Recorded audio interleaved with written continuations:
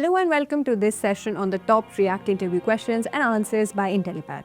React, a powerful JavaScript library developed by Jordan Walk, a software engineer at Meta. However, since its invention back in the 2013, programmers always had a mixed reaction to it. Yet, React was elected as the second most used web framework globally for 2024, with over 39% of developers using it. Another article by NASCOM highlights various reasons why you should pursue reactjs. Truth be told, React may have its quirky aspects, but with powerful features like the virtual DOM, hooks, the context API, and a whole ecosystem of features, it is a force to be reckoned with.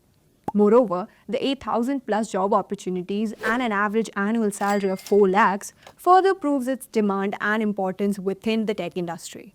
Now, if you're still with me, then let's get started with this video. As mentioned earlier, we're going to discuss 20 questions in this particular video, which have been put together by our top 1% industry experts who have over 7 years of experience in the web development field. Before we begin, if you want more such content, then make sure to subscribe to our YouTube channel and hit the bell icon to never miss out on an update from us. So without wasting any more time, let's jump right in with our first question on my list. What is React and why is it popular? React is a popular JavaScript library used for building powerful user interfaces. Its key strength lies in its ability to create component-based architecture, which allows developers to create reusable UI components. Additionally, React's virtual DOM is able to create a copy of the real DOM that minimizes direct DOM manipulations, which significantly boosts performance. We'll discuss more about the virtual DOM in the upcoming slides, so make sure to stick till the end. Moving on to our next question. What is a single-page application or SPA?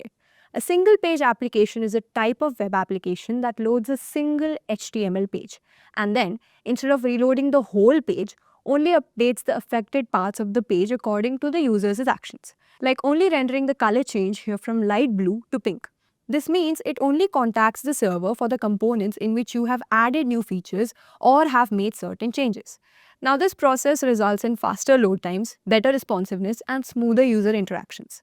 However, using SPAs can become a challenge when it comes to search engine optimization because the application uses a single URL, so it becomes harder for the search engines to crawl and index content effectively. Moving on to our next question, what is JSX and how does it differ from HTML? JSX or JavaScript XML is a syntax extension for JavaScript that allows developers to write HTML-like code directly into JavaScript files. As you can see in this example, a JSX file allows JavaScript code to be directly embedded within the HTML content, unlike HTML applications. Another key difference between the two lies in JSX's compulsion to properly close all self-closing tags, like the image tag, the break tag, which is also a requirement in XHTML, but not in your regular HTML. Now let's increase the difficulty a little bit by moving on to our next question. Explain the difference between functional and class components. In a very straightforward way, class components were used before hooks. You can think of them as traditional, large and complicated machines. On the other side, functional components came into use majorly after hooks, making them the modern, easier to use choice in React. The class components were extended from the React.components and included the render method, which returned JSX. State changes inside the components are managed using this.state and updated with this.setState. Functional components, being used more frequently after the introduction of React hooks, use hooks like useState and useEffect to handle state and lifecycle events. Another difference between the two is that functional components used to be stateless, but after the introduction of hooks, they were able to manage states. If you bring this point up, the interviewer is very likely to bring up this next question. What is the difference between a stateless and a stateful component in React? Stateless components do not manage or store their data. They simply receive data via prompts and display it. They are best used when you don't need to handle any logic and just want your content to be displayed on the user interface. Stateful components, on the other hand, can manage their own state and can update their existing state based on user interaction or other events. This implies that they can handle complicated logics and produce the required output as well. With the introduction of React hooks, you can choose to keep functional components to be either stateful or stateless. We talked about prompts in this question, so let's look into that further with our next question. What are props in React and how are they used? Props or properties are a way to pass data from a parent component to a child component in React. The child components cannot modify these values because they are read only. So instead, these values are used to trigger certain actions in the child components. You must have understood at this point that both props and state are used to control and manipulate how components behave and render. So it becomes crucial to understand the differences between them, which brings us to our next question. What is the difference between state and props in React? State is a mutable object that stores dynamic data, meaning it stores data that changes over time due to other factors such as user interaction, network requests, or other events, such as the count variable here, which increments or decrements its value based on user interaction. Props, as mentioned earlier, is an immutable object, meaning the data cannot be modified. Another notable difference is that state is private and is fully controlled by the component it belongs to. Props, on the other hand, is controlled only by the parent component and cannot be changed by the children. Moving on to our next question, what are controlled and uncontrolled components? Control components are used when you require control over the data being entered into a form, such as in the case of form validation, where you need to fetch the username and password to validate their authenticity. Uncontrolled components, on the other hand, are used when you do not need to dynamically inspect the user inputs, such as a user subscribing to your newsletter or a user uploading a file. In these cases, React does not need to directly react to the inputs because the data is being sent to the server for evaluation. Another important difference is that control components are accessed through the state attributes, which makes it easier to change. However, since uncontrolled components are managed through a ref, it becomes harder to access the values. That's all you need to know about controlled and uncontrolled components. Now let's move on to our next question.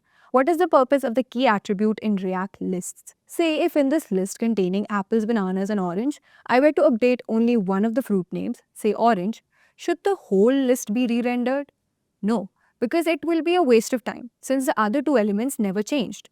In our case, React understood which element to re-render based on the key associated with that element. Key attributes, as the name suggests, is primarily used to identify each item uniquely when the list re-renders, enabling React to track and update individual items in the list without having to re-render the entire list. Moving on to our last question of this module, what are fragments in React and why are they used? Fragments in React are a way to group together multiple elements without adding an extra node to the DOM. Like this h1 and p tags that are grouped together with React fragments without adding an extra containers around them. In short, fragments are used when you want to avoid unnecessary wrapper elements like this div tag. And with that, we reach the end of this module.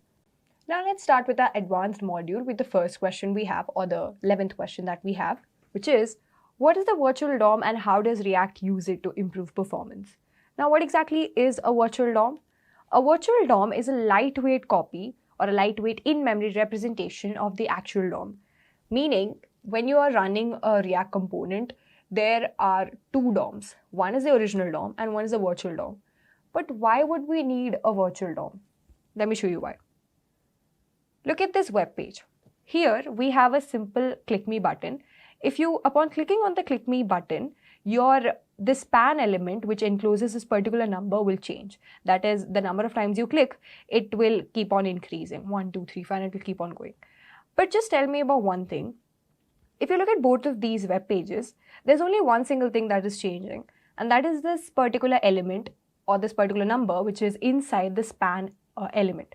So do we need to render every single component all over again? Do we need to really render this button, then this paragraph, and then this whole web page when only one particular span element is getting changed? No, because it will waste a lot of time. Now, although this web page is very small, it's quite a small web page, so you might not need to do a lot of work, a lot of heavy lifting here. But if this web page was a gigantic, like I had a lot of elements, a lot of styling and everything, and then only one single span element is changing, if React has to render the whole web page all over again, it will waste a significant amount of my time. You don't need to do all of that. And this is where virtual DOM comes to your rescue. What virtual DOM does is, whatever code you're writing, it checks through or it scrolls through your whole code to see what has changed. So this is your DOM hierarchy, and if you see, consider this is your h1 element, paragraph, and these are the list elements. So if you see in both of these codes, let's say we only change the paragraph element. So we don't need to re-render the h1 and the list elements because we didn't touch them. We only changed a little bit of code in the paragraph element. So only this particular change needs to be reflected in the actual DOM. And that is what virtual DOM does. Only the changes that are made in the code are made to reflect in the original DOM, and the rest of the components like our h1 and the list elements are not made to render all over again. Moving on to our next question. What are React lifecycle methods and when are they used? Let's look at the technical definition first. React lifecycle methods are special functions that provide granular level control to developers to hook into specific points in a component's lifecycle. The reason why we need lifecycle methods is so that you can attach certain events to a component's lifecycle. That is, when the component is first initialized, it needs to do this, and when it is when it is about to end, you need to do this, wrap up all of this, close these timers, and do this and do that when the component is about to be closed off. So to attach certain events to a component's lifecycle is why you need the lifecycle methods. Now, there are three main phases in the lifecycle methods. That's the mounting phase, the updating phase, and the unmounting phase. Now, these further have a lot of points under them, and while we'll look into them one by one, like this constructor, get derived state from proms, render, and component did mount. But when we're looking into these, I'll try to take an example, a hypothetical example, or maybe a real life example, so that you have a better understanding of what I'm trying to say. So constructor initializes the state and it binds methods. Say, let's take an example of a video game. So when you're starting to play that game, the initial state and everything is set. Yeah, like the player score is set, the player ID and everything is set. It's initialized, right? If you're a new player, every single thing starts from 0. So that is the constructor, the initial state.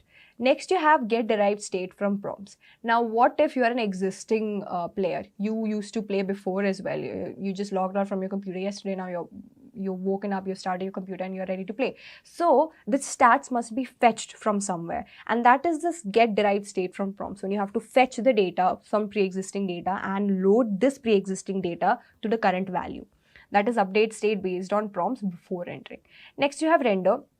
Whatever changes happened, your database will try to fetch, or the game will try to fetch the data from the database. So if there is any data, then that is rendered and shown on the dashboard of the game. But if there is no data, the user is completely new and there is no database existing for the user already, then there's no need to fetch the data. So the original dashboard only you can show to the user. Next, component did mount. This is just making sure that everything is working perfectly and the game was able to fetch everything and was able to display everything, perform side effects such as API calls. Next, you have the updating phase. Now, there are a lot of functions in updating phase, such as your get derived state from prompts, should component update, render, get snapshot before update, and component did update. Again, get derived state from prompts. Your player is playing the game currently, right? So at some point, the player is able to gain some points, or they lost some points. So based on that, you're collecting these points, much like your virtual DOM. You're collecting these points that the player's score right now is 10. Now it became 20. So the new update is there. It's existing in the virtual DOM. Next, should component update. Now we decide the second score that we have, that is 20. 10 is not equals to 20, right? So the next score that we have is different from the original score, which means it needs to be updated. So in the should component update state, React checks whether they need to update the already pre-existing score or not. Render is after updating, it renders the whole screen and shows the next updated value on the screen. Get snapshot before update is before updating the screen, the dashboard with the original values, they need to make sure that the previous value is saved, right? The previous value, say I had a score of 10. So that score with 10 should be saved somewhere. And that is getting a snapshot before the update happens and before my score becomes 20, getting a snapshot of that. Then component did update is again making sure that everything was set and all right. Lastly, we have the unmounting state, which consists of only one function, that is component will unmount. So when the component is unmounting, there are certain things you need to make sure of, clean up the resources and event listeners and subscriptions. So whatever the player's session that was happening right now, every single thing, the connection to the database must be cut off, and the score should be kept to 0 back again because the game is shutting down anyways. So all of these things comes under component will unmount. And now moving on to our next question, explain the use state and use effect hooks with examples. Now, use state is basically used to store the fetch data and their loading states. Use state, you can think of use state as a container in which you store a particular value. So say if you have a count variable. So every single time I'm increasing the value of count, it's stored inside this use state variable, and every single time I'm increasing it, the previous value is fetched from this use states container. Use effect, on the other hand, is used to perform side effects, like when you're making an API call. So what happens in the background, that is all controlled by use effects. It is used to fetch the data when the component mounts. So such as if you're setting up a clock, or maybe if there's a pop-up which is supposed to happen after a certain period of time. All of these actions are important, like a timer going on in the background, maybe a clock that is going on your web page in the corner. It is important, but it should not mess around with the main part of your web page. Some function needs to make sure that this clock is continuously ticking in the background, and at the same time the important parts of the web page are also loading. That is where use effect comes in. Let me show you an example so that you have a better understanding. I'll just create a file called as components. Okay. So inside this, for use state, let's just create a counter.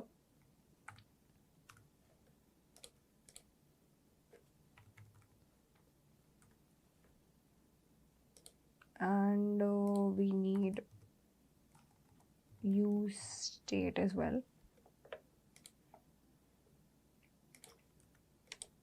Here, const count and set count. We're going to initialize with the value 0. We don't need this. We need two functions here, which will be increment, which will increase the value of count plus 1, and we'll have a function called as decrement, which will reduce the value of count as 1. Now, let's have a paragraph tag here which will display the current count, which will show the count variable.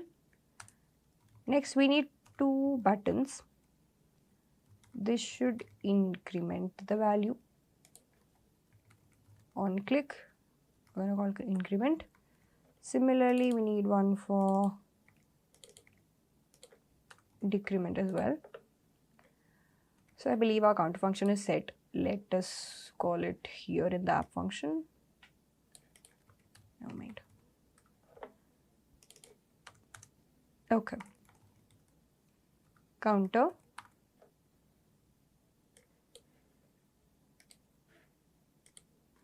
Now let's start our application.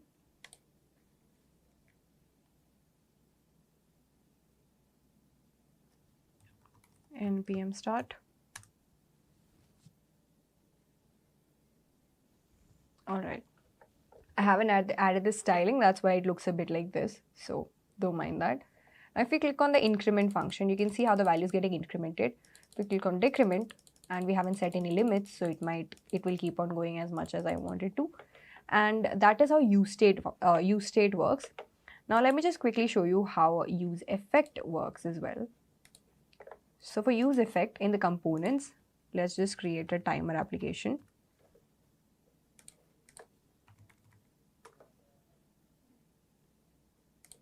Oh, okay, we need use state anyways.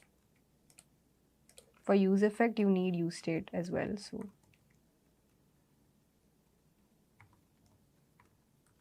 use effect and use state. We don't need this. And we need seconds and set seconds, which will have the use state value of 0. Now this is the timer. It will just keep on happening in the background. We need to call use effect here. Use effect we're calling, and it will keep on incrementing this counter on its own. We need a set. Let's put it inside a variable. I'll call it interval. set interval, and now I'm going to change the value of set seconds. Whatever the previous value will be of seconds, it will be incremented by 1. And this will keep on happening every 1 second. Okay. And then we need to clear it out as well. Clear the interval. And okay. So inside of this, let's just add an H3, which will display the timer seconds. All right. Now let's try importing the timer here as well.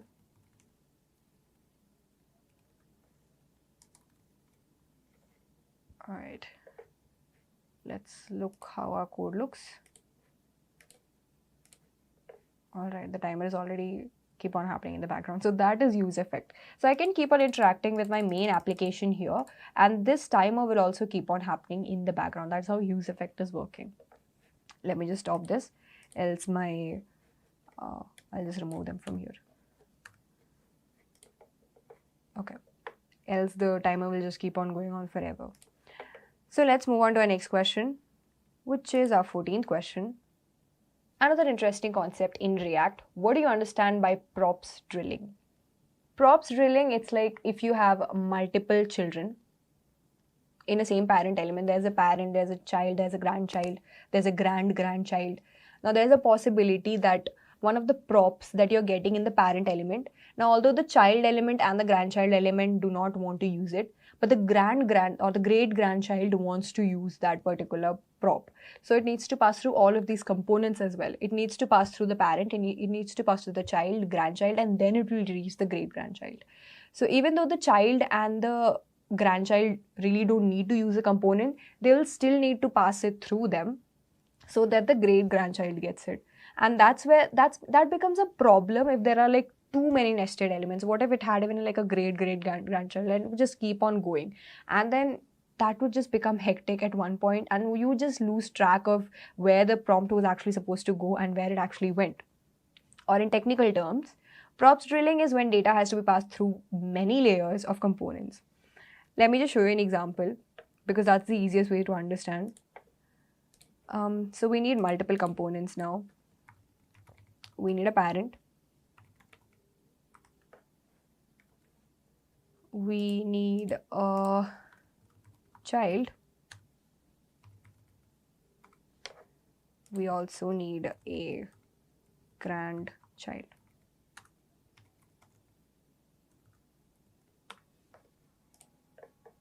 All right, we'll start with the parent, which is in here.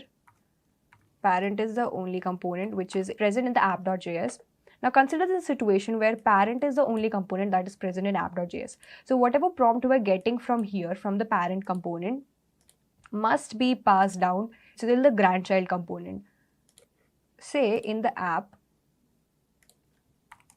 I'm going to import use state, and in here I am setting the user.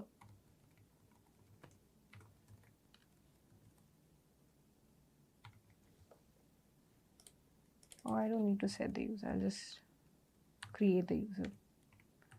Name, what do you call him? John.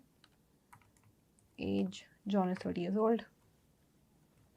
Okay, so I'm passing this particular user's data to the parent component. Here I'll give it as a prop, user. Now keep in mind that right now from parent, child and grandchild, only parent has the access to user. Now grandchild wants access to user as well, but grandchild can only be accessed through the child element. So in the parent element, what I'm going to do, I'm going to call the child, and the user I am getting from here, I'll have to pass it through here.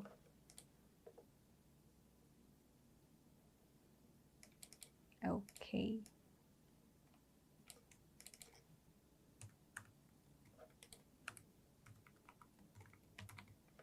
Now this child component really doesn't need to use the user, but still, because grandchild is linked to the child element, it will need to pass the user prompt through the child element.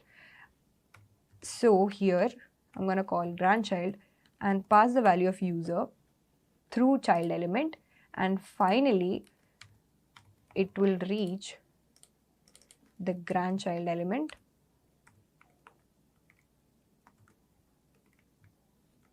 where it will show the name of user, or maybe just say hello. Is it not name? It was name? Yeah. Let me just remove these two. I believe I'm not showing the grandchild component. Maybe I can just... Okay. Now you can see that how even though the parent and child components, none of them used this user data, still it was getting passed through the parent and the child and then the grandchild, and only then the grandchild could use it. Now imagine if there were like maybe 4 or 5 even more components. So it will be like A, B, C, D, E, F, G, and then G will get the component. Are you looking at how deeper the nesting just keeps on going and how hectic it can get? So that is why props drilling is one of the cons of React. And there is a wonderful way you can solve it. Let me show you what that wonderful way is. That will bring us to our next question. What is the context API and how is it used for state management? Now, context API is a way to solve the problem of this props drilling. How? What context API does is, instead of the props having to go through all of these intermediary components, context API can create a global variable, or it can provide a global space where these variables will automatically get stored in, so that whenever other variables or any other child components wants to get this variable, they don't have to go and ask their parent where is the variable, and then the parent asks their parent. It doesn't have to be that way. You can just directly go to this global space and retrieve the component or retrieve the variable, whatever it is looking for. Or in technical terms, the context API in React is a feature that allows you to manage and share state or data globally across a component tree without needing to pass prompts manually at every single level. Let me show you the code for this. So for creating a context API, you need to create a user context folder, inside of which we're going to store the user context file. Okay. I'm just going to call this as context, because inside of this I'm going to create user context.js.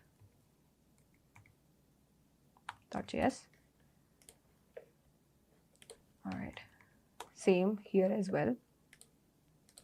The difference is I'm going to call create context, and I also need a use state to store the state of the variables. So let me just export it here itself.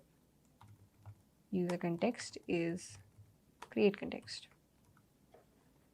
I don't need this line. All right.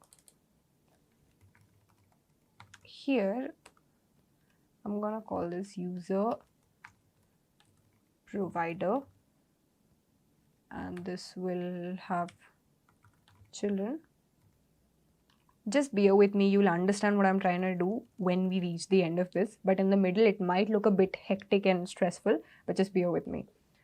Now this is the function that we're going to export. Inside of this, let's create user and set user. We need the same thing.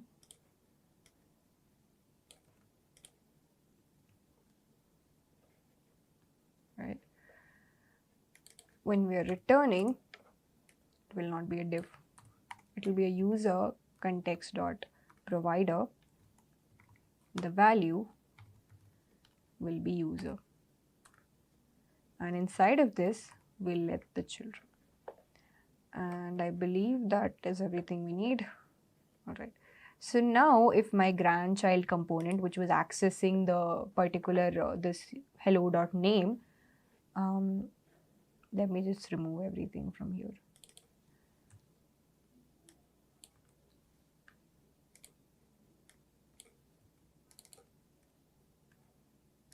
for the parent as well. We don't need to do any of this or this. Okay, so now in the grandchild component, in the app.js, or maybe let's just have the child component. I can show you how they're like still calling onto the function, but they're not passing the values and still it's getting displayed. Okay, so in the grandchild component, instead of this, I can just import user context from this, and alongside of this I'll need to call use context. Keep in mind this is use context. And alright, so now I can create a user here. I can retrieve the value of user from here, which is use context, user context, and I can just have hello user.name. Okay, let me just remove this. Alright, let's see how that turned out to be. Alright, we've done something wrong. Child is calling grandchild, parent is calling child, app is calling. Let me just remove that. Alright, so we need to wrap this up in user provider. Let's just wrap the parent class in the user provider. Alright, now let's look at the code. So yeah, it is showing the data over here. And now we're able to directly access. Alright. Let me just keep this welcome. Okay. So now we're able to directly access the value of John, which was only accessible to the parent component. We're able to access that component in the grandchild component as well. And that is how Context API works. So moving on to our next question. What are higher order components? Give an example. In technical terms, a higher order component is a function that takes a component as an input and returns a new component with additional functionality or modified behavior. This we even have higher order functions in other programming languages. I believe we have it in Java as well, where you take another function as an input and then you can return the function as an input as well. So that's called as a higher order function. Similarly here also, say if you are having a website in which in every some of the pages are only accessible to, like, say, premium users. So how do you make sure that every single web page which is accessible to premium user is authenticated? To authenticate the premium users itself, you need another function, right? Or you need another component which is dedicated to authenticate the users. Now how do you apply it in every single page? You cannot just go to every single page and manually type in the code. That will be like a lot of work. That is where higher order components come in, because you can have one single higher order component which takes another component as an input. You can keep it separately, and in every single web page you can just integrate it with the other web pages, which can reduce your time significantly. So let me show you how this is going to work. I'll guide you through every single step, so just bear with me because this is also going to be a little bit hard. So what we're going to do, so we're going to create a hello world component, and we're going to create another function, a higher order function, which is, we're going to call it as a higher order function. And this higher order function will take this hello world as the input. The hello world will be coming from the hello world component. It will be a whole file, like our this parent.js. Hello world will be a hello world.js file. From that we'll take the hello world, and this enhanced component will take hello world as its input, and we'll just add maybe what, like hi hello world or some other prompt to this particular hello world, and we'll return this. We'll enhance it, or we'll just modify it. Let me show you what I'm trying to say. So first we're going to create NHOC higher order component.js. All right, now we'll have to create a wrapped component. Now this is the input, the whatever input we're taking, that will be inside this wrapped component. Okay, so we don't need multiple lines. We're just going to return one function which will be enhancing or modifying the component. I'm just going to go with enhanced component. I'm going to take the props and we're going to log into the console whatever the new modification is happening. Backticks, rendering,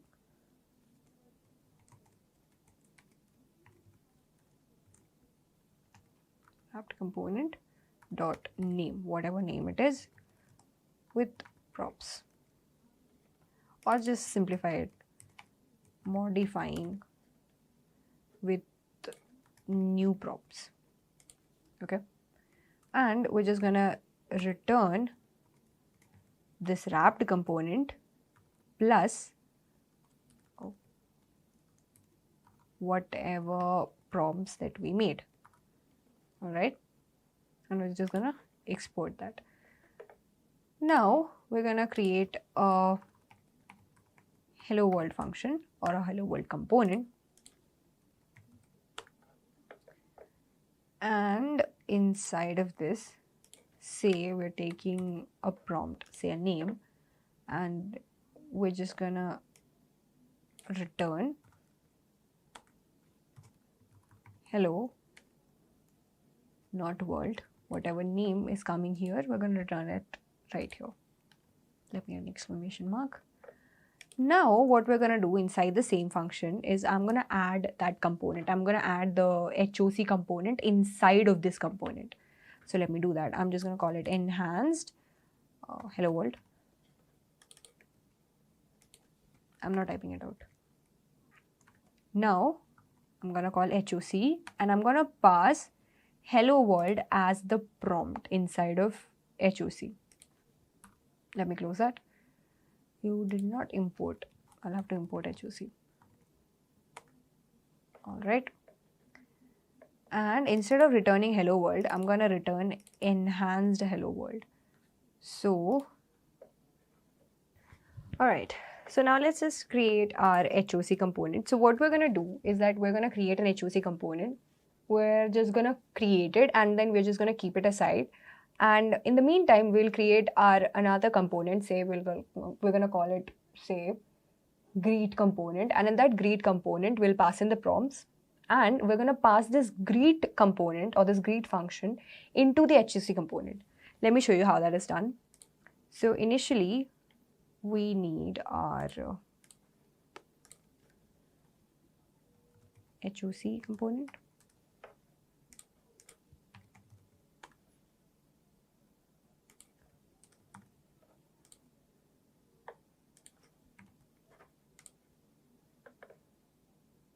And this is gonna return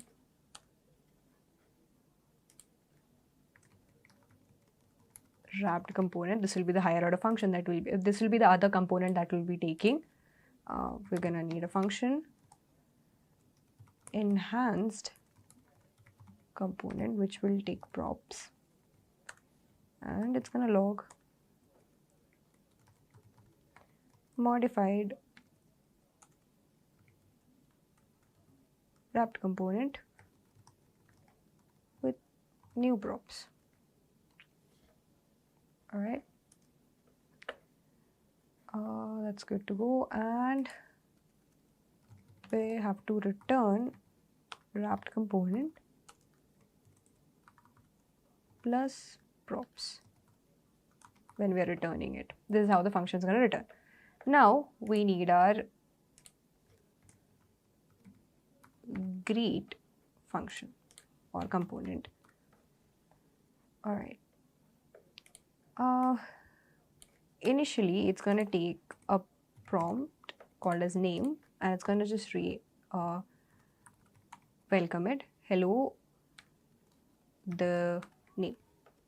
Now what we're going to do, we'll call our higher order component, which will be stored in this variable called as enhanced greet. We're going to call HOC and we'll pass greet in this HOC and we'll export it. Now in the app.js component, we need to remove that. In the app.js component, we'll call our enhanced greet and we'll pass in a name as say John. All right. We have done some error. This is HOC.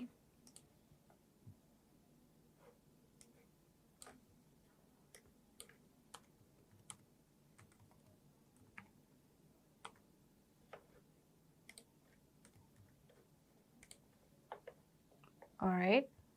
And if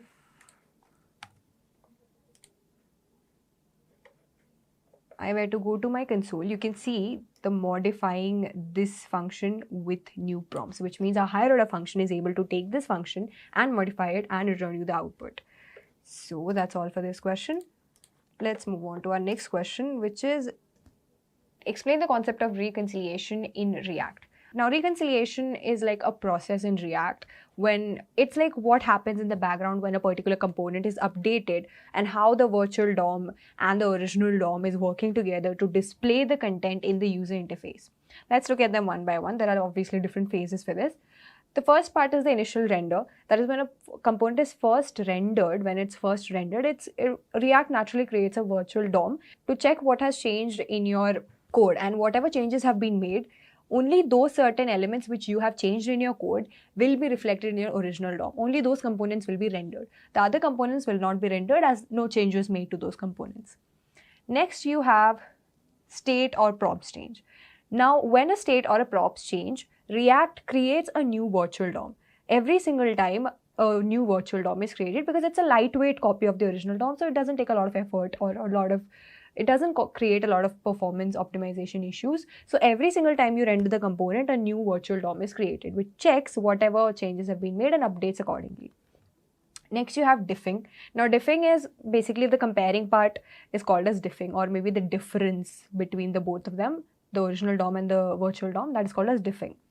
Next, you have the updating the DOM part. Whatever changes are there in the virtual DOM because of the changes in the code that you made, only those things will be changed in the original DOM as well.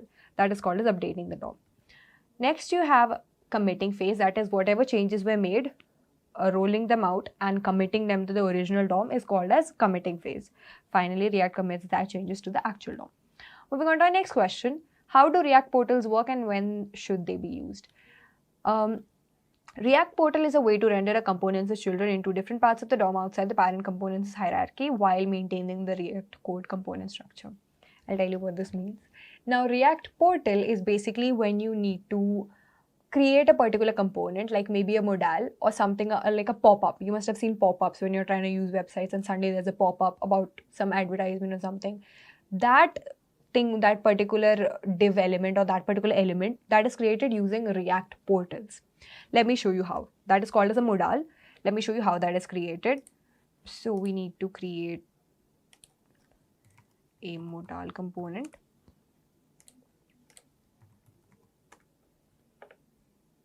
It's going to have two prompts, which will be is open, which will make sure that it's visible, or if it's hidden, it will decide if it should be visible or it should be hidden, and then the children.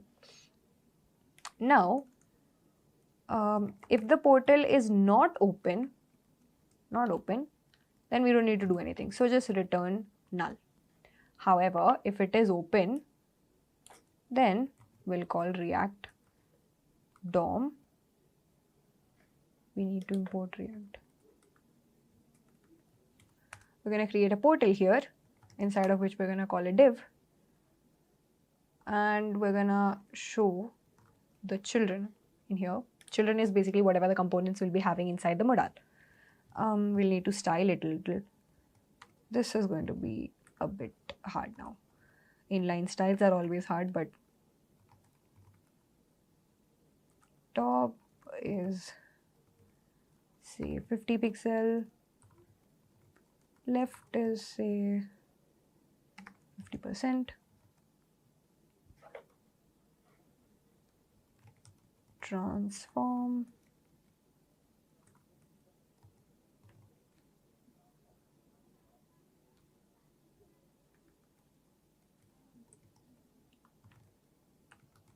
translate 50% percentage. Color, let's put it as white. Background color, let's put it as purple. What else do we need? Padding, 20 pixels. We might need, okay, let's not add box shadow. We'll have only this much. And it should be shown in document.body. All right. Okay, we have everything. Now let's try to import it in our app.js. Let's remove that. We need, oh my god, okay, and we need use state here. So in here is modal open and set is modal open to control their states. It will be a boolean value, so let's start with the false. And we have an h1. Welcome to React portal.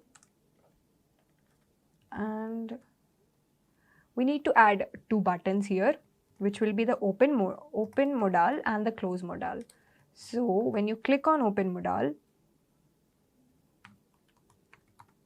we're going to set is open modal to true. And when you click on close modal, this will be close and it will become false. Let's see how that came out. So if I click on open modal, nothing's happening. We did something wrong. Let's see what we did wrong. We did not call modal. We were supposed to call modal. We'll set is open as is modal open. We'll just add this is a modal. And the close one should be inside of this. Now let's see. All right, create portal is not a function. Oh, okay, this is React DOM. Okay, this is a modal and we can close it. And that is basically how React portals work. So let's move on to our next question. How does React router handle navigation in a single page? Now, in a single page application, React router is used to handle navigation between different user pages without the need to reload the entire page. Now, what router or this navigation does is that you don't have to go around and have different IP addresses for everything. Instead, everything happens inside a single page and you can navigate to different pages like your home page, about contact us page, all of these. Let me just quickly show you how to integrate it into your React.js application. Now, before you do this, make sure to install your React router DOM. So while that's happening in the background, let me just go to my app.js and I'm just going to remove everything. Okay. Now we need to import browser router from React router down. As we need multiple things now. We need router, we need route, we need routes, and we also need link. This is very important, so make sure that you pay attention. We need router, route, routes, and link. Okay, we got everything. Now we're gonna create a function as our home page. So let's create our h2 tags here.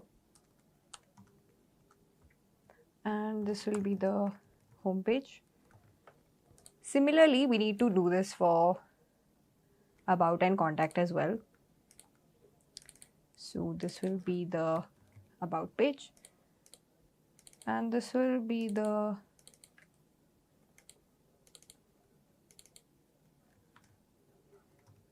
contact page. All right. Now let's just set up routes to all of these.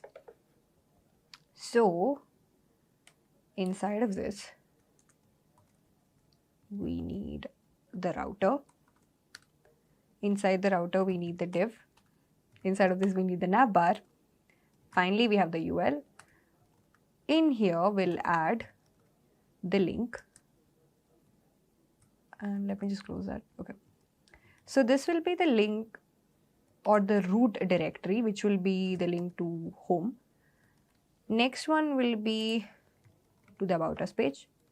Another one will be to the Contact Us page. Okay. Contact, About. Now we need to set up the routes, which we will do outside the navbar. Routes, and in here route, and we're just gonna have the root path as our home. It's a component with small c, and let's just close that. Another path we need about, which will show the about component. Lastly, we have the contact component, and that summarizes our routes. Let's start the app and let's see how it's coming out. Let me just close the previous React app. Okay. All right. Now, if I click on any of these, you can see how I'm taken to the about page, to the contact page, and the home page or the default root page. Moving on to our last question, which is, what is React strict mode and how does it help developers? If you must have heard about the Java strict mode, React strict mode is also similar to that. Let's look at the definition. React strict mode helps developers identify potential problems in an application by intentionally invoking certain warnings and behaviors in the application. So the React strict mode essentially acts as a safety net, just to make sure that all the safe coding practices, so that you practice all the safe coding practices, and that whatever warnings that you're getting in your code early on does not lead to an error later on in the code. And with that, we reach the end of this particular module as well. So thank you so much for watching.